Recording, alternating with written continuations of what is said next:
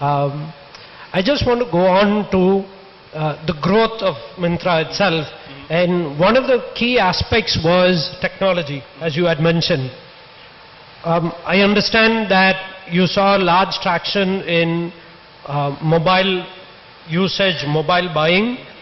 And at one point in time, Myntra said, I'm not going to have a website and I'm going to be an app-only store. And then you went back with a website.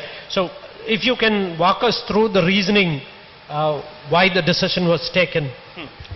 So I think a lot of you guys would have read about India and how we skipped desktops as a country and moved to mobiles from an internet usage perspective.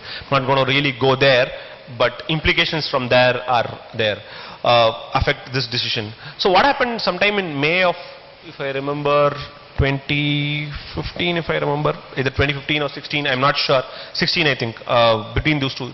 So when we were looking at our patterns of buying, right, we were getting about 70 to 75% of our revenue through our app, about 5 to 10% from our mobile web, which is basically you are browsing into the website on your mobile phone through a Chrome browser or Explorer, whatever browser you have on the mobile.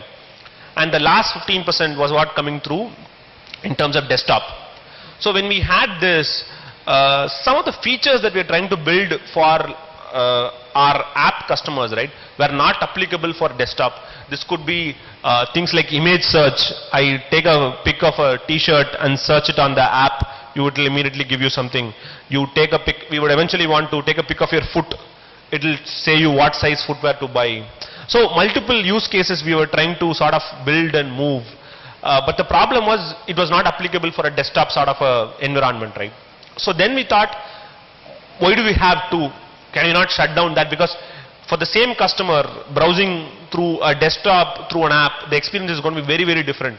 The mobile app is going to be very personalized. You're going to see a lot of personalized stuff.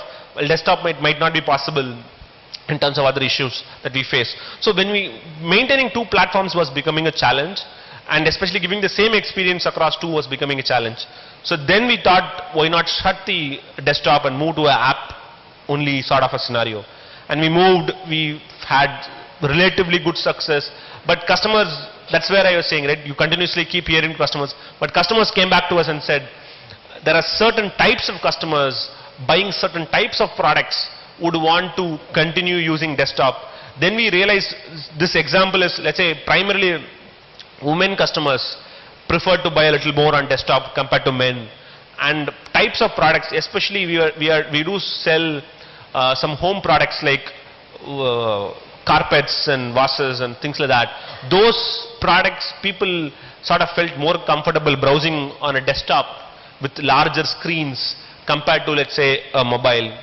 And previously, let's say about 2 years back also, if you seen, our mobile screens were also not so big. Now it's becoming more and more bigger for us to sort of use.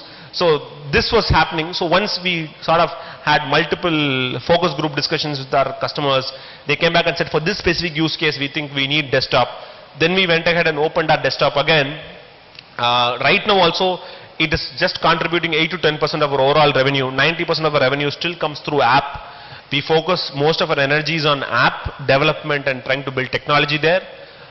In the desktop, it's only a plain vanilla. You can browse by, but you will not see a lot of features on the desktop per se.